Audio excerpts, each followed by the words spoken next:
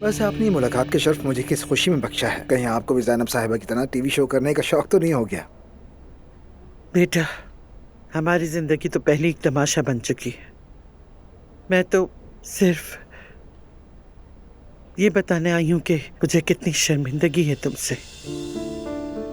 अरे ये तो वाकई दिलचस्प सूरत हाल है। अच्छा देखिए, मैं बरसों से चाहता था कि आप मुझे पसंद करें और चाहें, लेकिन चाहे जाने की सूरत हाल ऐसी हुई है, मैं बिल्कुल नहीं चाहता था। मैं वाकई शर्मिंदा हूँ। मैंने तुम्हारे साथ नाइंसाफी की। मुझे माफ कर दो बेटा।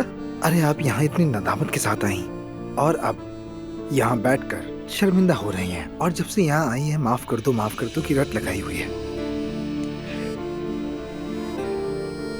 परेशान मत करें खुद को, ठीक है सुमैया साहबा? खास तौर पे मेरे लिए तो बिल्कुल नहीं। देखिए, मानता हूँ कि सदमा हुआ था, मगर जिंदगी हमेशा चलती रहती है। बिलाखिर हम बड़े लोग हैं। ठीक है तो फिर, मगर हो सके तो हमें भूलना मत रमीज।